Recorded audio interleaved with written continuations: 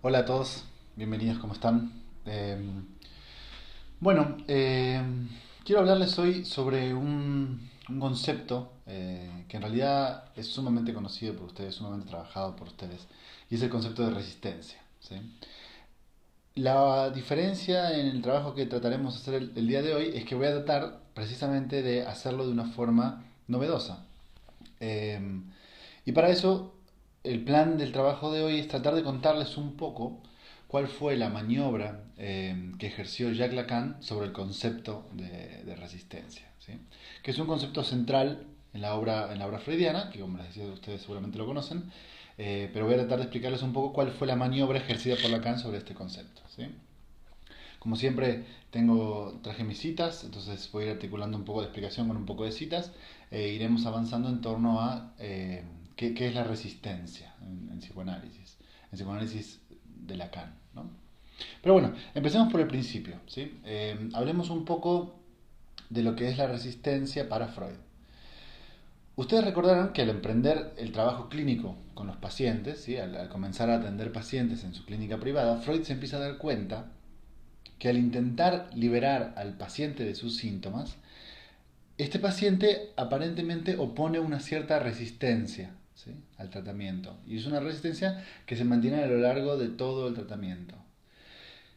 Es decir, lo que Freud descubre es que hay algo en el orden de que el paciente se resiste a ser curado de sus síntomas. Eh, y Freud concluye precisamente que quizás esa resistencia surge y se mantiene por la obra de las mismas fuerzas patógenas que provocaron el síntoma original. ¿Entienden? Es decir, hay una relación energética entre las dos cuestiones. Quizás la misma fuerza que provocó el síntoma en el inicio es la fuerza que hoy sostiene, impulsa y propicia esta resistencia del paciente hacia ser curado, digamos, ¿no? Por supuesto que la mayoría de las veces esta resistencia precisamente es inconsciente, ¿no? Freud lo determina rápidamente así.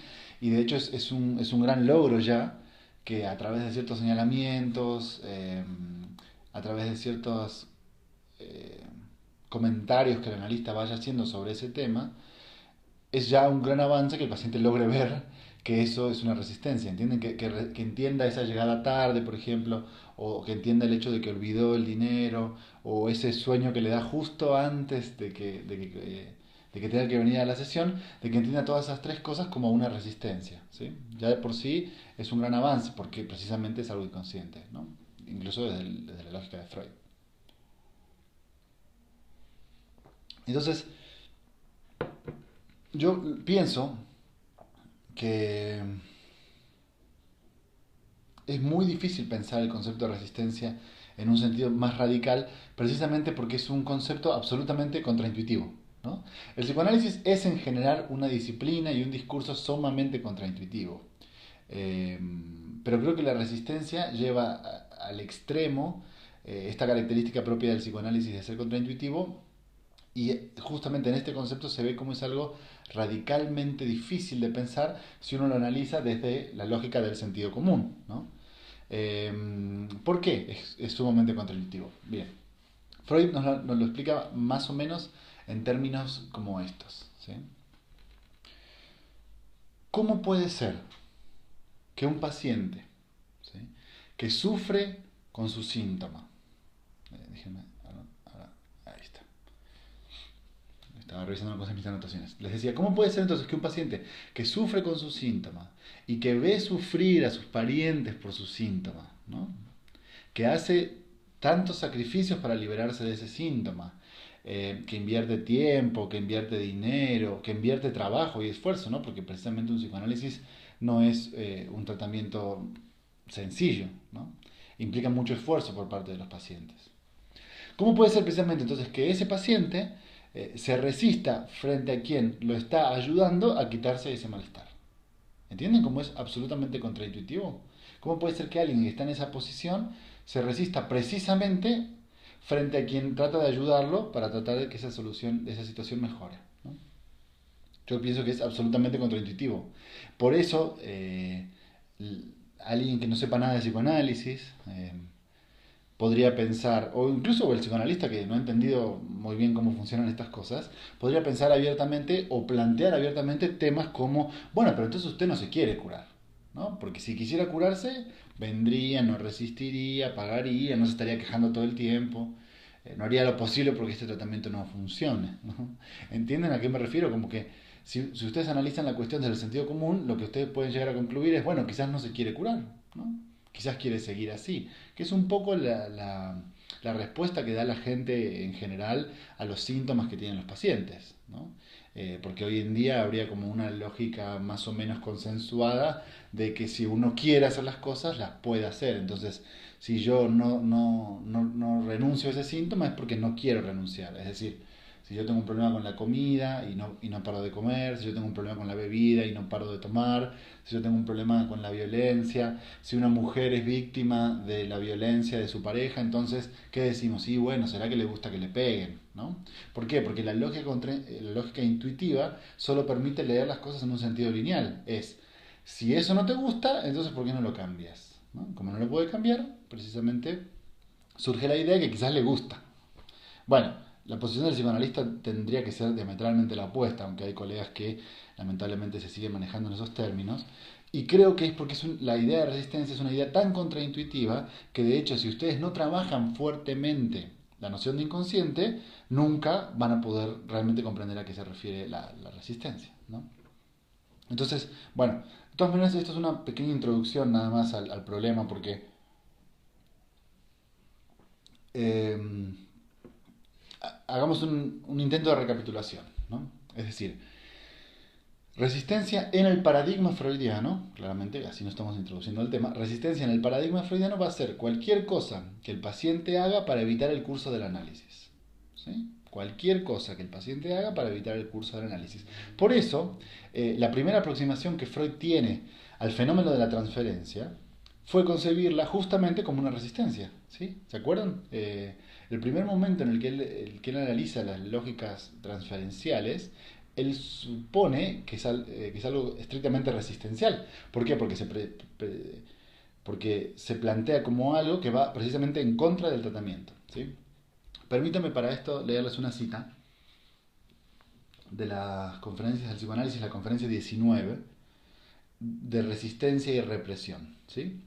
Cito textual la obra de Freud para dar un poco un cierre a la idea de qué sería resistencia en el paradigma freudiano. Dice Freud, en lugar de recordar, repite unas actitudes y emociones afectivas de su vida que por medio de la llamada transferencia pueden emplearse para resistirse al médico y a la cura. ¿Sí? Justamente la clave es que la transferencia es una intención de resistirse al médico y a la cura psicoanalítica en general. Este es básicamente el postulado de recordar, repetir y reelaborar. ¿Sí? Un texto de 1914 donde básicamente se analiza esa misma idea, es decir, recordar y repetir son actitudes diametralmente opuestas. Cuando uno recuerda no repite y cuando uno repite no recuerda. ¿Sí? Entonces una forma de intervención del analista sería intentar que el paciente recuerde en vez de repetir, ¿no?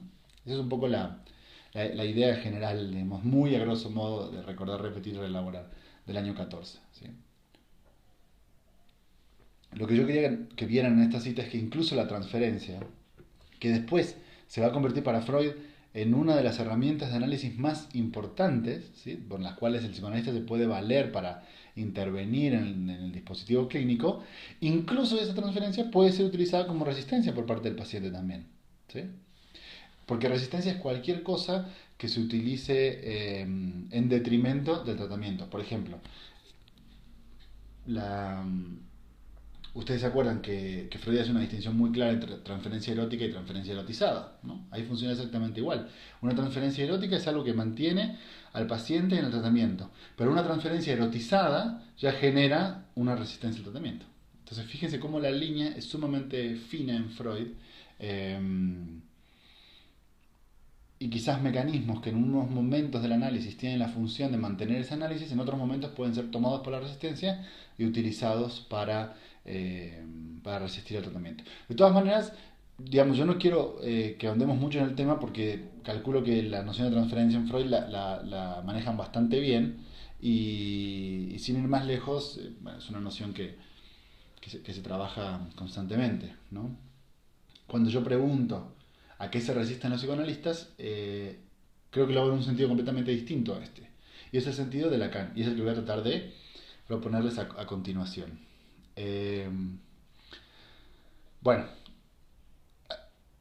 hasta aquí Freud. ¿Sí? Sigamos. Aquellos de ustedes que no me estén escuchando a mí por primera vez, ya van a saber que yo sostengo una tesis, ¿no? Y esa tesis es que Lacan es el psicoanálisis al revés. ¿Sí? Para mí Lacan da vuelta, en el sentido de voltear, los principales planteamientos freudianos y los pone al revés, ¿sí? Los invierte, los pone pata para arriba. Entonces, Lacan sería el psicoanálisis patas para arriba. Uh-huh. Entonces, justamente les pregunto a ustedes, ¿no? ¿Qué será lo contrario de pensar que la resistencia es una reacción del paciente frente al analista? Exactamente lo contrario, ¿cuál sería? ¿Qué sería exactamente lo inverso de pensar que la resistencia es una reacción del paciente frente al analista? Pienso justamente que pensar que la resistencia es una reacción del analista. ¿Entienden? En Freud tenemos la transferencia como una reacción del paciente frente al analista y en Lacan tenemos a la transferencia como una reacción del analista. ¿Sí? Eh, Pensar, básicamente, la tesis de Lacan es pensar que si hay resistencia, esta resistencia proviene del psicoanalista. ¿Sí? Es una propuesta bastante clara en Lacan y de hecho es una idea bastante famosa de Lacan. Los lacanianos la repiten todo el tiempo, ¿no? Que si hay resistencia, este es del analista. Y yo pienso que justamente por ser tan famosa nunca se explica, ¿no? Ustedes saben que en una disciplina son precisamente eh, las ideas más consabidas, las ideas más repetidas, justamente ellas son las que menos se entienden, ¿no? Es una lógica clara y creo que en psicoanálisis lacaniano se ve muy claramente. Como si todos convenimos que la resistencia proviene del analista, entonces nadie tiene que explicar a qué se refiere Lacan con esa idea, ¿no? Entonces, yo les propongo que tomemos unos minutos antes de avanzar para entender a qué se refiere Lacan. ¿Sí? Es decir, a qué nos referimos cuando decimos que la resistencia proviene del psicoanalista.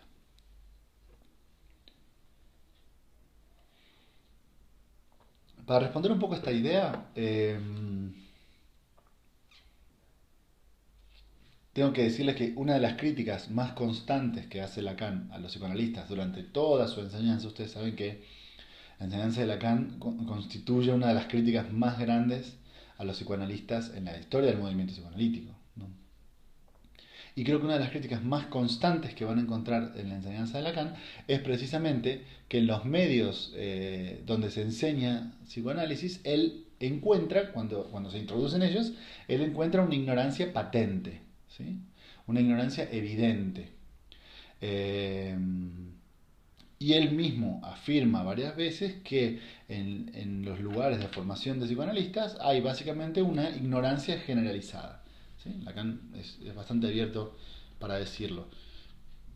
De todas maneras, ya saben, quienes me conocen, que a mí me gusta sustentar este tipo de ideas con citas, entonces les traje dos citas de dos textos que les recomiendo ampliamente. El primero es el discurso de Tokio, del año 75. Ustedes saben cuando los escritos se van a editar en japonés. Entonces Lacan es invitado a Japón a dar una conferencia eh, para los traductores y los editores de sus escritos. Y él la da en el año 75. Y también la segunda cita que les voy a leer es de una conferencia del año 67 que se llama El psicoanálisis razón de un fracaso, ¿no?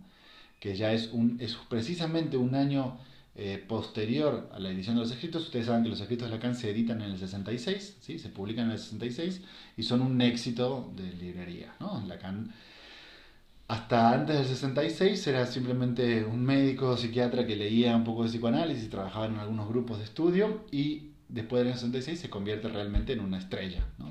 Creo que realmente ahí surge Lacan, el Lacan que todos conocemos. Un año después, en el año 67, él ya diagnostica abiertamente un fracaso de su enseñanza, y lo sostiene en esta conferencia que también les recomiendo ampliamente, el psicoanálisis razón de un fracaso. ¿Sí? Pero bueno, volviendo al tema que nos importa realmente el día de hoy, voy a leerles un par de citas para que vean a qué me refiero yo con que cuando Lacan se introduce en los medios de enseñanza del psicoanálisis, se encuentra con una ignorancia generalizada, una ignorancia patente, que él denuncia, por supuesto. Vamos a la primera cita, Discurso de Tokio. Dice Lacan: si yo no hubiera tenido el público que tenía, a saber, médicos o psicólogos, coma, es decir, personas absolutamente incultas, coma, digo incultas a secas, no saben nada. ¿Sí? Cita número 2 del psicoanálisis razón de un fracaso, esta es un poquito más larga, dice Lacan: lo que vuelve a mi nombre son esas partes caducas de mi enseñanza, de las que yo entendía que quedasen reservadas a una propedéutica. Ustedes saben que un curso propedéutico es algo que se da antes de la enseñanza formal, ¿sí? Es un curso como para mantener, para equiparar el nivel, para analizar cómo están los participantes, ¿sí? Para explicar algunas cosas de lo que se va a enseñar, pero es propedéutico, es anterior a la enseñanza como tal, ¿sí? Entonces dice Lacan, lo que vuelve de mi enseñanza es precisamente eso propedéutico, que yo pensé que se iba a usar solamente a modo de introducción, ¿no? Que para mí tenía la intención de ser solamente introductorio. Sigo. Puesto que de todos modos no son nada más que lo que volvió de una carga preliminar. ¿Ven? La intención de este curso, de estas reservas propedéuticas, es precisamente una carga preliminar. Lo preliminar es lo anterior, ¿no? O sea, disminuir la capa de ignorancia de la cual no es desfavorable que de ella haya procedido desde siempre el reclutamiento para el psicoanálisis. ¿Cuál era la intención de esta enseñanza propedéutica, de esta carga preliminar que hacía Lacan? Disminuir un poco la capa de ignorancia que siempre hay en los lugares de reclutamiento de psicoanalistas, ¿no? Y él dice, bueno, en realidad no tiene nada de malo que haya una capa de ignorancia en donde se recluta. Y dice, termina la cita, coma, pero que ha tomado el valor de drama, ¿no? O sea, la cantidad de ignorancia que hay en los lugares de reclutamiento de psicoanalistas ya es realmente un drama. En realidad Lacan dice, no tiene nada de malo que así sea, en cierto sentido, que los psicoanalistas procedan desde la ignorancia, pero ya últimamente tiene el lugar de un drama, ¿no? En el sentido de que ya nadie sabe de nada, hay un nivel de ignorancia, una capa de ignorancia sobre todos los psicoanalistas, que lo obligó a Lacan a hacer una introducción propedéutica al psicoanálisis, ¿no? Entonces lo que él quiere decir es justamente, por ejemplo, cuando se refiere a función y campo, después en la conferencia sigue hablando sobre el tema, y él dice, por ejemplo, yo me acuerdo de función y función y campo tenían la intención, estrictamente hablando, de ser introductorio, ¿no? De plantear las coordenadas iniciales en relación, por ejemplo, a la lingüística, o en relación a la teoría de discurso, o en relación a cuestiones topológicas sumamente básicas, mediante las cuales yo podía hacer una propedéutica para recién ahí empezar mi enseñanza, ¿sí? Pero la capa de ignorancia que había no me permitía empezar de golpe. Entonces, bueno, a lo largo de la enseñanza de Lacan, Lacan articula el psicoanálisis con muchísimas disciplinas, ¿no? Ustedes ya esto lo saben: lingüística, física, mecánica cuántica, teoría de discurso, topología, matemáticas, lógica, teoría de conjuntos, bueno, y demás, y demás, y demás, ¿no? Y lo que nota, me parece, al iniciar su enseñanza, es que justamente los psicoanalistas no sabían nada de eso, ¿sí? Y que eran muy ignorantes. Por eso se necesita una propedéutica inicial, porque la ignorancia que ellos tenían no les hubiera permitido entender la articulación de Lacan con otras disciplinas.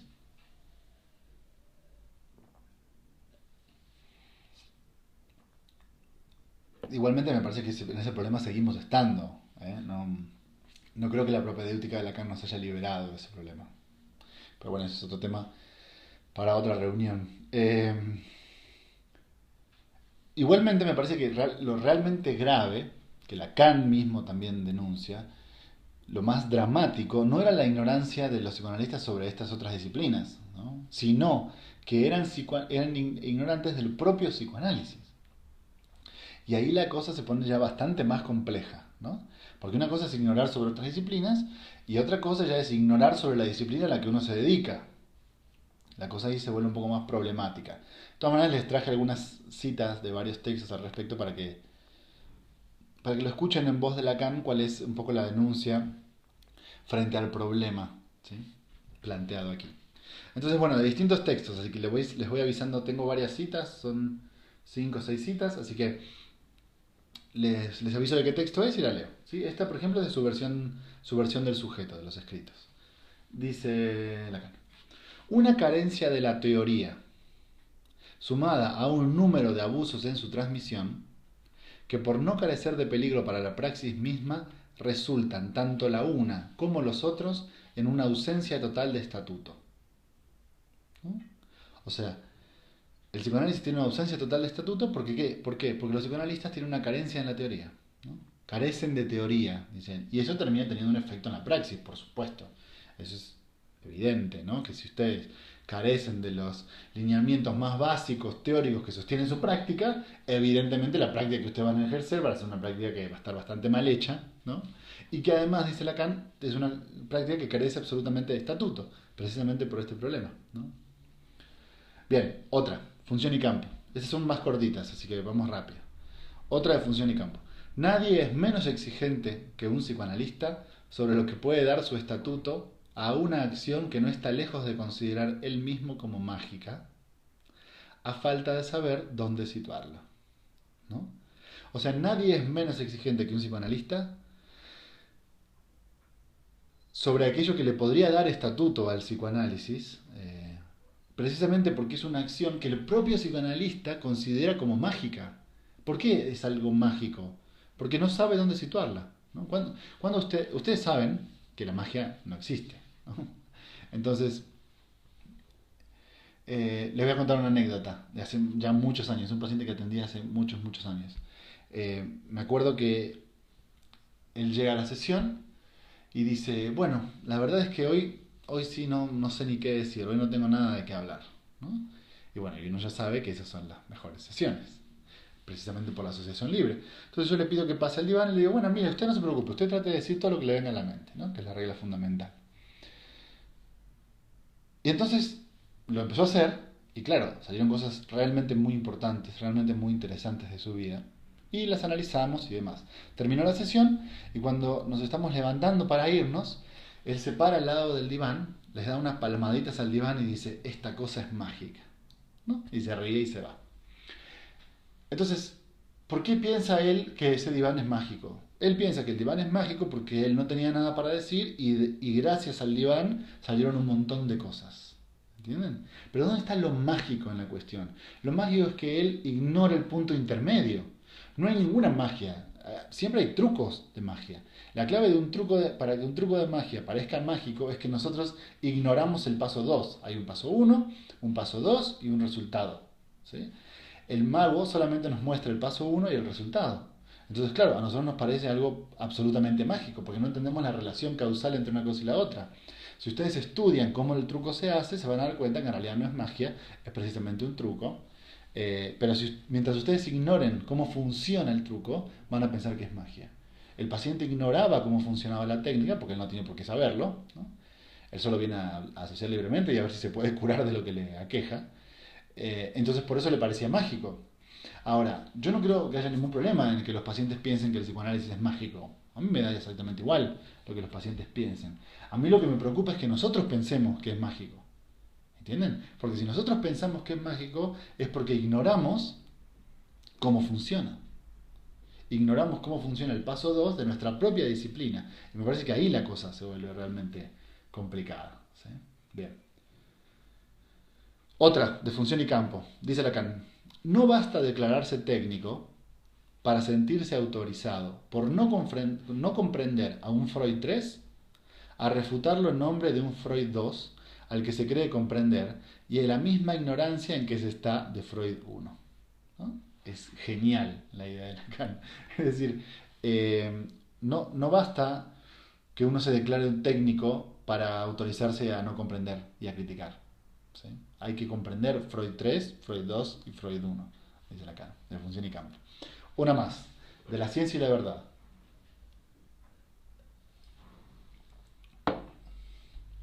Para que sepa lo que sucede con su praxis, o tan solo para que la dirija conforme con lo que le es accesible, se necesita una cierta reducción, ¿no? Para que el psicoanalista suceda lo que pasa con su praxis, e incluso para que la dirija, necesita una cierta reducción sobre qué es lo que sucede en el psicoanálisis y cómo funciona para que la podamos llevar a cabo, ¿sí? Cosa que no tenemos, dice Lacan. Otra cita, variantes de la cura tipo. Este rigor exigiría una formalización teórica, según entendemos, que apenas ha encontrado hasta el día de hoy más satisfacción que la de ser confundida con un formalismo práctico. ¿Sí?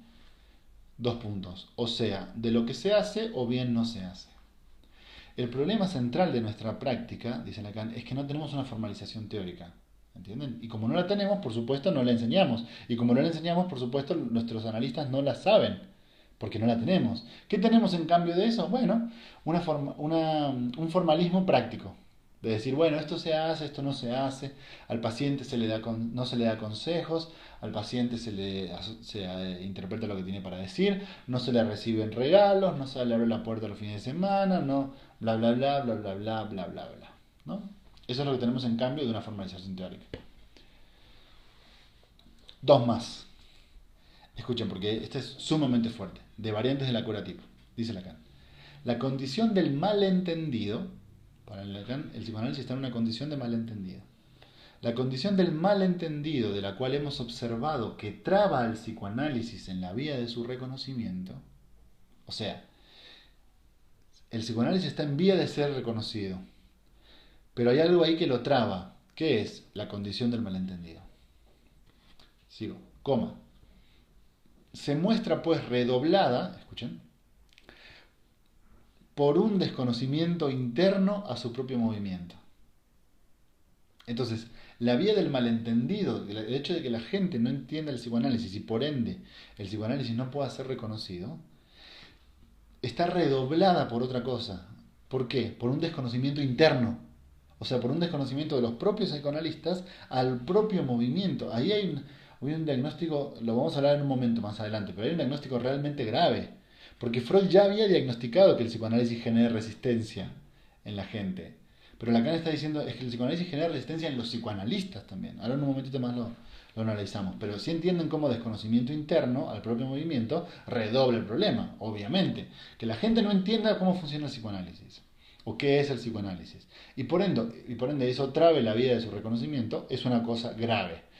Pero que los psicoanalistas desconozcan hacia adentro de su propio movimiento cómo funciona es una cosa doblemente grave. ¿Entienden? Bien, esa fue de variantes de la cura tipo. Y la última, para seguir con el desarrollo de lo que les preparé para ustedes el día de hoy, es del psicoanálisis Razón de un fracaso, la conferencia que les decía hace un momento, y dice así Lacan. No saben nada de su acto, abiertamente, ¿no? No saben nada de su acto. Y menos todavía de que el acto que hacen entrar en el juego de las causas es darse para ser su razón, ¿no? Entonces, menos todavía de eso, pero incluso no saben nada de su propio acto, dice Lacan. Entonces, lo que él diagnostica, y este es un punto clave, porque yo quiero que se entienda, no es solamente que Lacan dice que los psicoanalistas son ignorantes en un montón de disciplinas que él va a articular con el psicoanálisis, que es un problema, digamos, pero que bueno, de cierta forma es entendible, ¿no? Digamos, si una persona no es muy culta y se dedica a una práctica en particular, sabe los pormenores de su práctica, pero no sabe mucho más allá de eso. Entonces, en ese sentido, digamos, es un problema, pero no es un problema tan grave. Igual eso no es lo que Lacan está denunciando.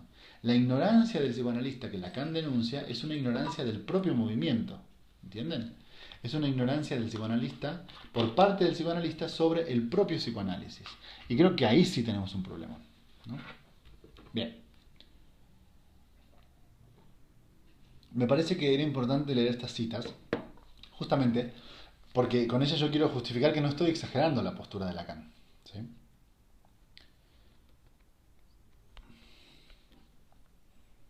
Ahora bien, lo realmente interesante es que el comentario de Lacan no termina en este diagnóstico, no es solamente que diagnostica la situación y sigue, sino que Lacan da una explicación de esta ignorancia. Es decir, la carta trata de explicar por qué se da esta ignorancia que tienen los psicoanalistas. Es decir, no se queda con la idea de que somos unos brutos ignorantes que no leen, ¿no? Para él esta ignorancia tiene que ver con una resistencia. Con un, como lo va a llamar por ejemplo en el seminario 20, con un no querer saber nada de esto, ¿no? O no querer saber nada de eso. Eh, Miren, les voy a anticipar el punto fuerte de mi argumentación para que me sigan y después lo voy rellenando eh, con citas y explicación y demás. A mi entender, la propuesta de Lacan es que los psicoanalistas tienen una resistencia al psicoanálisis. ¿Sí? Al psicoanálisis como discurso, a la teoría psicoanalítica. No significa que no se levanten todos los días de su vida para atender pacientes en un consultorio. No, no, no, no. Sino que tienen una resistencia al psicoanálisis como discurso, es decir, a la teoría psicoanalítica como tal. Pero por supuesto traje algunas citas como siempre para sustentar esta hipótesis, ¿no? que voy a tratar de argumentar, pero es el punto fuerte de lo que les quiero comentar. Me parece que la propuesta de Lacan es esa. Precisamente los psicoanalistas tienen una resistencia al psicoanálisis como discurso, al psicoanálisis como teoría, ¿sí? A la teoría psicoanalítica. Bueno, entonces vamos a tratar de justificar un poco esta idea. En un texto realmente muy interesante que van a encontrar en los escritos, recuerden que, como siempre les recuerdo, en mi página, si ustedes entran al álbum de fotos Biblioteca Psicoanalítica, van a encontrar todos los libros que yo cito en PDF y listos para descargar, ¿no? Entonces ahí van a encontrar escritos 1 y escritos 2 directamente en la página. Entonces, les decía, en el texto La dirección de la cura, Lacan viene sosteniendo justamente cómo los psicoanalistas piensan que si un paciente tiene una actitud negativa frente a una interpretación, eso sería resistencia. ¿Sí? Lacan lo viene analizando. Pero bueno, es decir, que si ustedes le dicen al paciente, bueno, es que a mí me parece que tal y tal y tal, el paciente diría, no, no estoy de acuerdo. No, no creo que sea así, no, doctor, no. La verdad es que le he dado vueltas y pienso que no es así, ¿no? Lacan viene articulando cómo eso para los psicoanalistas sería una especie de resistencia. Pero eso es precisamente desconocer los postulados de Freud, ¿no? Abiertamente. Porque según Freud, uno debería ignorar la respuesta del paciente. Tanto si la respuesta es un sí como si la respuesta es un no. Es que yo creo que tal y tal y tal, ¿no? Y entonces el paciente dice, claro, doctor, sí, tiene toda la razón. Eso es lo que siempre me ha pasado en la vida. Uno ignora esa respuesta, igual que si el paciente dijera, no, no, me parece que esta vez le pifió, doctor. No va por ahí la cosa. La instrucción freudiana es que a eso no es a lo que tenemos que prestar atención. A lo que tenemos que prestar atención es si la interpretación que nosotros dimos tiene por efecto generar más flujo asociativo. O sea, tanto que diga que sí, como que diga que no, que a nosotros nos da igual, darnos cuenta si después dice, bueno, pero ahora que dijo esa palabra me quedé pensando en... y continúa el flujo asociativo. Eso da cuenta que la intervención es buena o es mala. No que el paciente diga que sí o diga que no. ¿Entienden? Entonces, bueno, en ese contexto viene articulando Lacan la cuestión en este texto de la dirección de la cura. Además que, bueno, digamos, vamos a hacer un paréntesis rápido y ahora seguimos con la cita de Lacan. Ustedes saben que por efecto de cómo Freud pensaba el psicoanálisis, cada vez que un paciente decía que no, para Freud era que sí, ¿no? Es decir, eh, para Freud decir que no significa decir que sí. Esa es justamente su teoría de la negación-represión, ¿no? Cuando ustedes están más cerca de un contenido reprimido, aumenta la resistencia y por supuesto aumenta la cuestión de la negación. Entonces si el tipo dice que no, es un sí, justamente. Que nos meten en problemas graves, ¿no? Que el mismo Freud se da cuenta que no comentaré ahora, pero es el problema de la moneda, ¿no? Freud dice, bueno, a nosotros se nos acusa precisamente de que hacemos la trampa de heads I win, tails you lose, ¿no? Si lanzo la moneda al aire y entonces cae cara, yo gano. Y si cae seca, tú pierdes, ¿no? Porque con el psicoanalista nunca se puede decir que no. Es un muy buen argumento. Freud no lo resuelve ahí, Freud solamente lo menciona, pero es un muy buen argumento. O sea, que si yo interpreto que A y el paciente dice que sí, tengo razón. Y si yo interpreto que A y el paciente dice que no, eso es una resistencia, pero en realidad está diciendo que sí, ¿no? Entonces, claro, el psicoanalista nunca se equivoca, ¿no? No vamos a trabajar ese problema ahora, pero bueno, era un pequeño paréntesis en la argumentación que viene en Lacan sobre la dirección de la cura. Entonces, ahora sí, les leo la cita textual. Dice Lacan: siempre se solicitará el fenómeno en el sentido de un asentimiento del sujeto, o sea, que el sujeto asienta, que diga que sí, ¿no? Omitiendo completamente lo que resulta de las expresiones de Freud. O sea, esperar que el sujeto asienta es precisamente omitir completamente las expresiones de Freud sobre la negación como forma de confesión, lo que les decía hace un momento. Así es como la teoría traduce la manera, escuchen, así es como la teoría traduce la manera en que la resistencia es engendrada en la práctica. ¿Ven? O sea, entender lo opuesto que lo que dijo Freud, omitir completamente las expresiones de Freud, es la forma en la cual la teoría traduce la manera en que la resistencia se engendra en la práctica. ¿Entienden? Es una traducción teórica de un problema engendrado prácticamente y es el problema de la resistencia. Resistirse al psicoanálisis. Sigue ante Lacan y con eso termino. Dice, no hay resistencia al análisis sino la del analista mismo, ¿no? Bueno, claramente esa es la cita conocida, digamos. Entonces, en esta cita de Lacan, ¿qué es lo que se omite? Las expresiones de Freud. Hay una resistencia a lo que Freud dijo, a la teoría de Freud, a los postulados de Freud. Eso es lo que queda omitido. Y el movimiento consiste precisamente en resistirse a los conceptos psicoanalíticos, ¿no? Y ceder ante qué? Ante el sentido común. Ustedes saben que, según esta lógica que yo estoy tratando de plantearles, el sentido común va para un lado y el psicoanálisis va completamente para el otro, ¿no? Por eso yo les decía al inicio que el psicoanálisis es completamente contraintuitivo.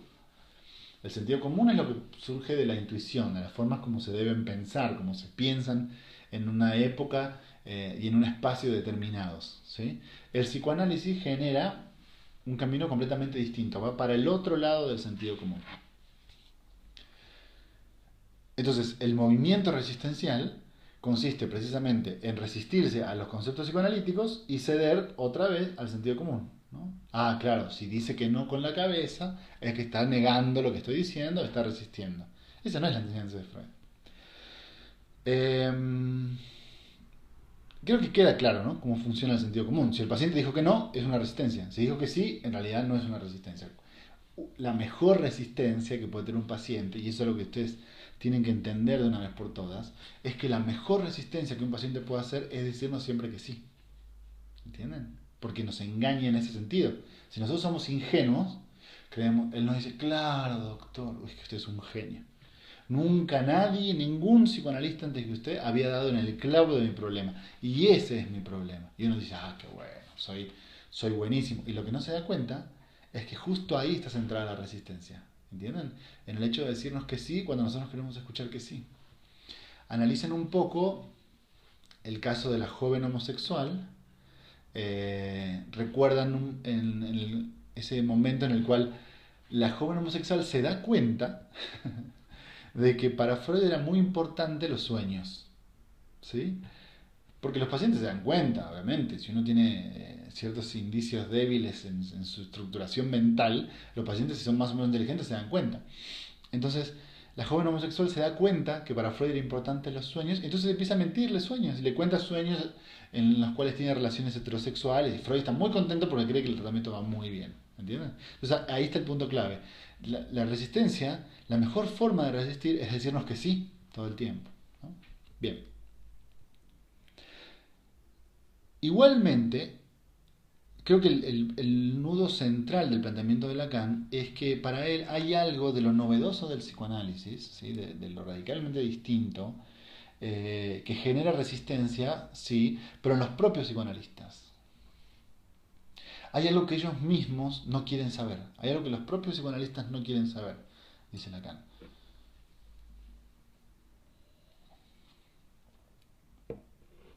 Permítame leerles una cita sobre esto. Sobre el psicoanálisis razón de un fracaso. ¿Sí? Conferencia que ustedes verán, trabajé mucho para este comentario. Cito textual.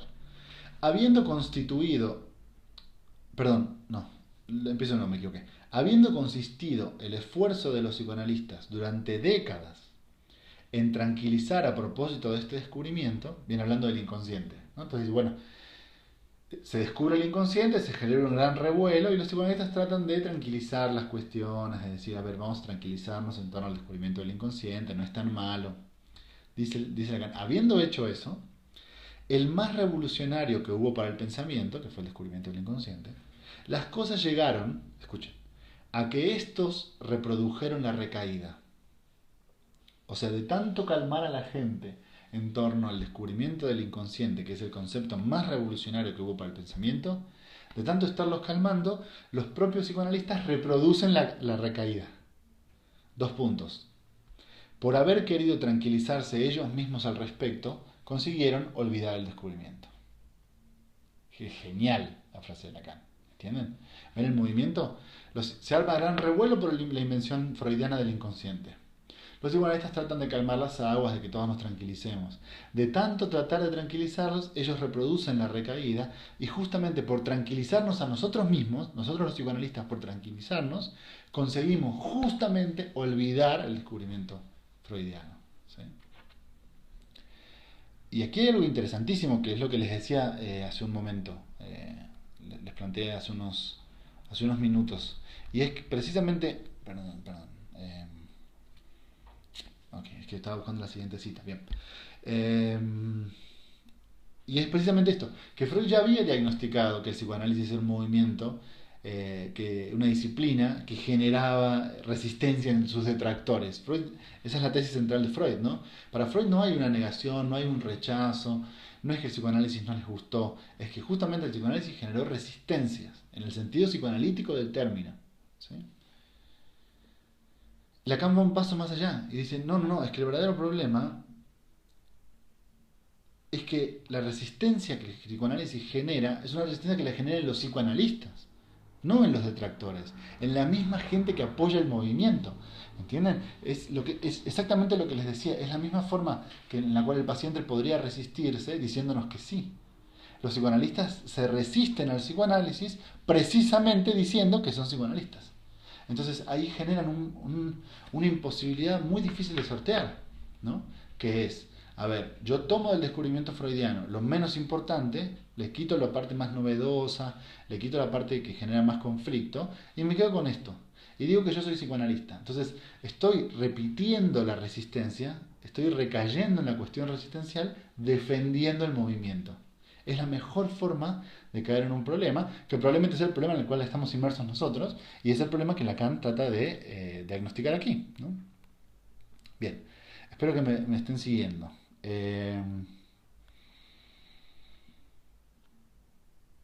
Pienso que la clave resistencial de los psicoanalistas hacia el psicoanálisis es la misma que sucede en psicoanálisis. Es decir, los psicoanalistas no quieren saber nada de psicoanálisis. No, de eso no me hable. No quiero saber nada. Una cita más de Lacan, de un texto que se llama De nuestros antecedentes. Y lo van a encontrar en los escritos 1 también. Lacan está hablando sobre el estadio del espejo. ¿Sí? Él viene hablando sobre el estadio del espejo y dice, su invención, ¿no? La del estadio del espejo, su invención nos colocaba en el corazón de una resistencia teórica y técnica.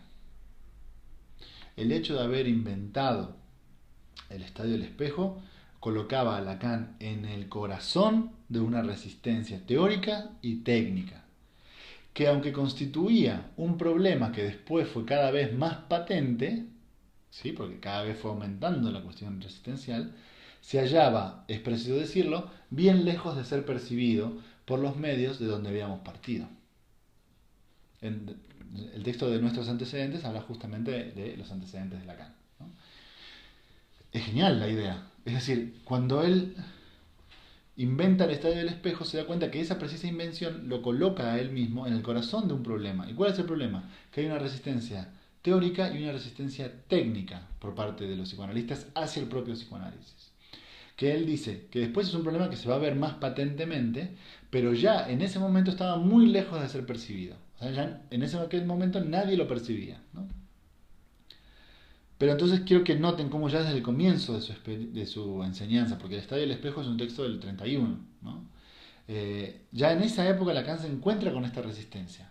No es algo novedoso, aunque está abiertamente diagnosticado en el 67, Lacan diciendo, bueno, fracasé. 30 años antes ya está planteada esta idea de, desde el estado del espejo me di cuenta que había una resistencia al psicoanálisis. ¿Sí? Y es una resistencia al psicoanálisis, sí, pero por parte de los propios psicoanalistas. Eh,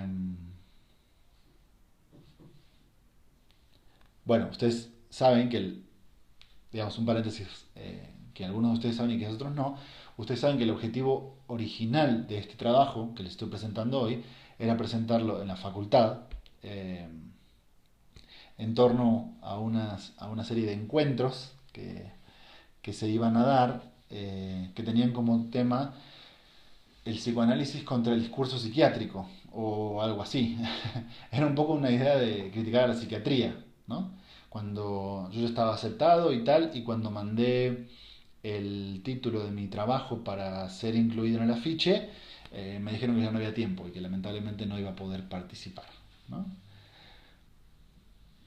Piensen ustedes, si yo no hubiera titulado mi charla ¿A qué se resisten los psicoanalistas?, probablemente no hubiera sido reprimido en el sentido psicoanalítico de la charla. ¿Entienden a qué me refiero? Si nosotros nos juntamos y planteamos qué malos son los psiquiatras, cómo no entienden la subjetividad, qué tontos son, porque para ellos todo es medicamento, y el discurso psiquiátrico es un discurso de poder, esto que les encanta a los Foucaultianos, ahí no hay ningún problema.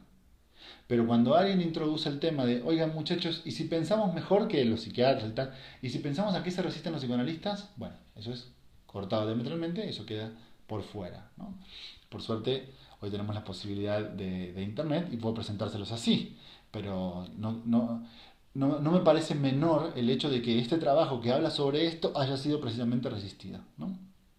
Bien, cierro el paréntesis entonces y seguimos. Venía planteándole citas en torno a una resistencia hacia el psicoanálisis, pero por parte de los propios psicoanalistas, no por parte de los detractores del psicoanálisis. Bien, miren, esta es buenísima. Una más de Razón de un fracaso del año 67. El psicoanálisis Razón de un fracaso. Miren qué buena es esta cita, por Dios. Dice Lacan. Todo ensayo de poner allí está hablando sobre el problema de la formación del analista, ¿no? El problema de la formación del analista es un problema, es un problemón. En psicoanálisis Lacan lo denuncia y viene hablando de eso. Entonces, todo ensayo, dice él, de poner ahí, o sea, en el problema de la formación, una coherencia, y especialmente para mí, de llevar allí misma pregunta con la que interrogo el acto mismo, ustedes saben que Lacan interroga el acto psicoanalítico, ¿no? Coma, cito textual, determina hasta en algunos que puede creer, determina en algunos, perdón, lo digo de nuevo. Es más, la voy a leer toda de nuevo porque me parece que no hizo mucho sentido. Va de nuevo. Todo ensayo de poner allí una coherencia, y especialmente para mí, de llevar allí misma pregunta con la que interrogo el acto mismo, determina, hasta en algunos que pude creer determinados a seguirme, una resistencia bastante extraña, ¿no? Entonces, eso es importante porque me parece que en los medios lacanianos siempre subsiste la idea de que estas críticas que Lacan tiene hacia los psicoanalistas tienen un objetivo muy claro. Y ese objetivo es los psicoanalistas post-freudianos, que habían desviado el camino y bla, bla, bla, bla, bla, todo lo que siempre se dice, ¿no? Eh, que es una especie de idea romántica, me parece, ¿no? Los post-freudianos desviaron el camino de Freud y Lacan planteó un retorno a Freud para retornarnos a esa senda freudiana perdida. Esto no parece ser para nada así, ¿no? Las citas que le llevo articulando no tienen nada que ver con esa idea. Me parece que la crítica de Lacan es a los psicoanalistas, es a todos los psicoanalistas, incluso a los que lo siguieron, ¿no? Porque él dice, determina hasta en algunos que pude creer determinados a seguirme, o sea, incluso en la gente que me sigue, esto que estoy diciendo genera una resistencia. No es que este punto es central, porque ustedes pueden pensar, bueno, quizás Lacan, quizás los desarrollos de Lacan eran rechazados por la gente que no era lacaniana. Por ejemplo, los kleinianos, los post-kleinianos, los anafreudianos, todos los de la escuela del yo. los post-freudianos, ¿no? Y Lacan no está hablando de eso. Lacan no está diciendo que a los psicoanalistas de otras corrientes les choca lo que él viene a plantear. Lacan está diciendo que incluso a la gente que lo sigue a él, sus desarrollos le generan una resistencia. Es muy importante que analicemos fuertemente la idea de Lacan, porque no es cualquier cosa lo que está diciendo, ¿eh?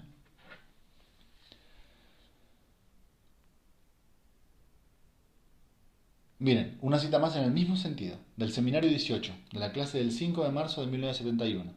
El psicoanálisis, el seminario 18 trata sobre el tema de encontrar un discurso que no sea un discurso de semblante, ¿sí?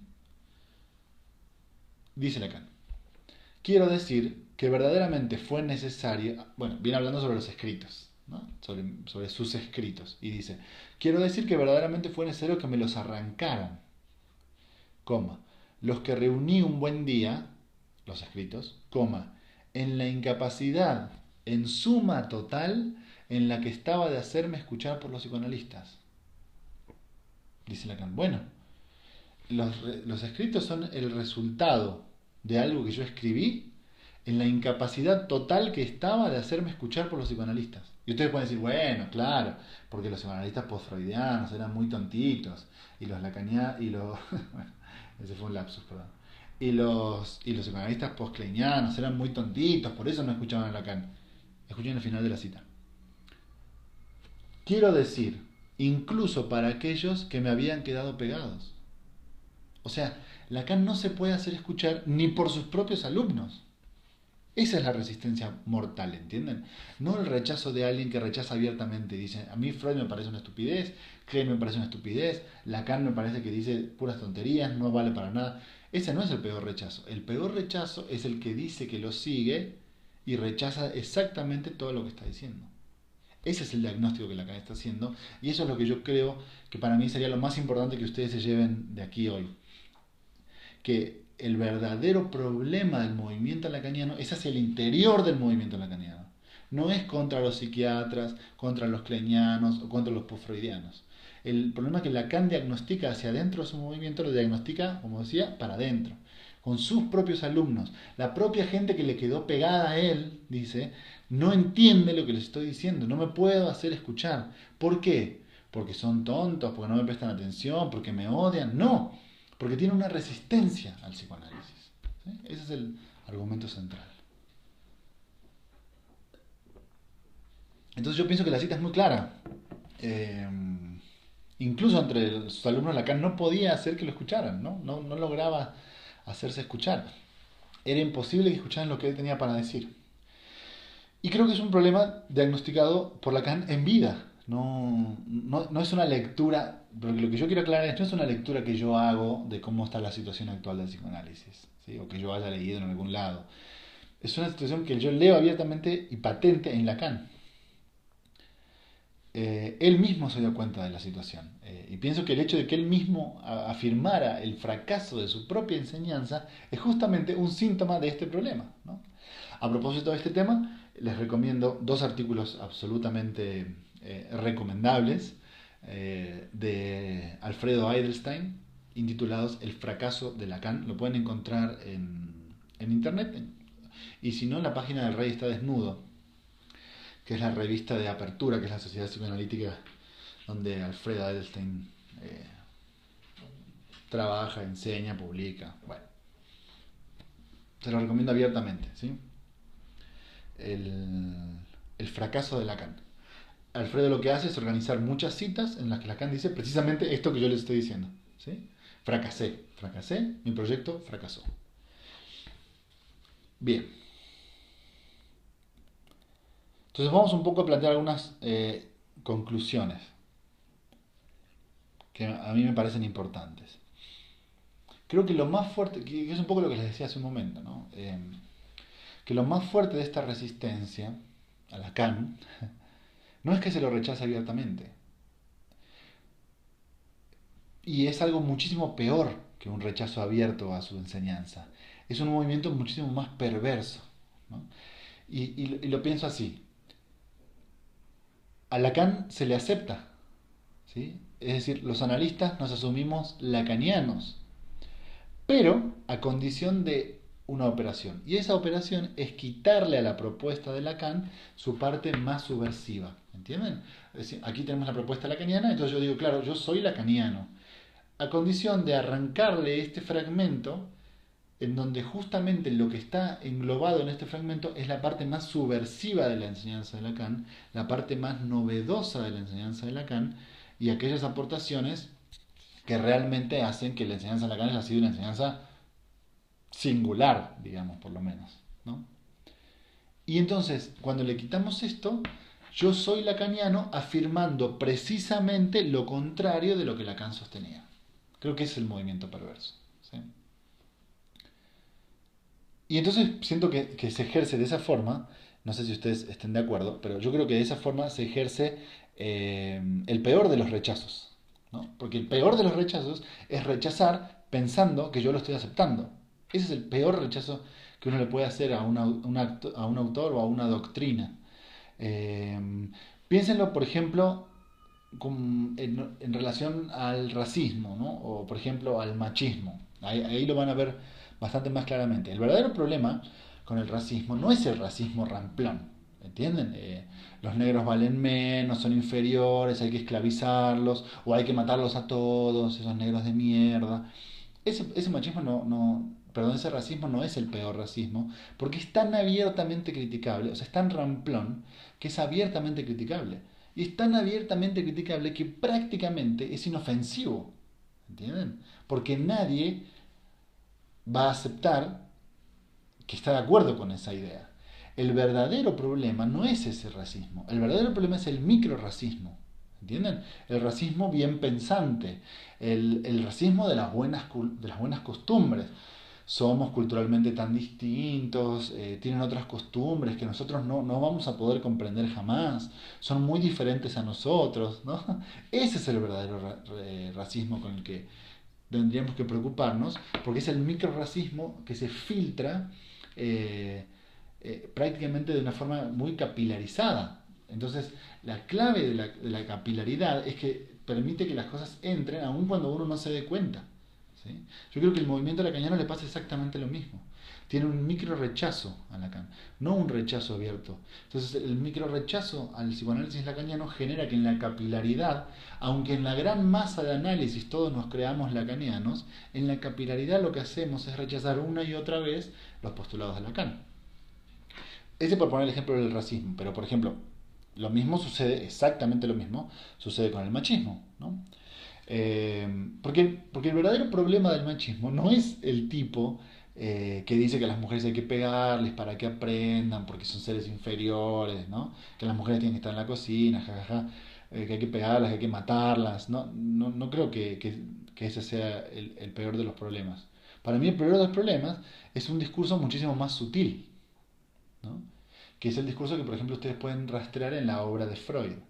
Y es el discurso de que las mujeres son un misterio, un continente oscuro, son algo realmente muy difícil de entender, básicamente porque son medio locas, ¿no? Entonces, para mí ese es el machismo que debería preocuparnos, no el otro machismo ramplón. Porque de ser tan abierto y tan ramplón, realmente me parece prácticamente inofensivo. En cambio, este otro, muchísimo más capilar, muchísimo más sutil, se penetra en las formas que nosotros tenemos de pensar y sostiene un discurso que a lo largo de los años ha generado tanta violencia, tanto maltrato y tantas cuestiones terribles. ¿Sí? Pero sí quiero que alcancen a ver cómo el problema está en lo microscópico, ¿no? Entonces, tanto ese racismo microscópico o microracismo como este machismo microscópico logra pasar desapercibido. Como no es grosero, pasa desapercibido y en él es en el que nosotros nos tenemos que enfocar, no en el otro. ¿Sí? Eh, Pienso entonces que en el psicoanálisis lacaniano sucede algo muy parecido a eso.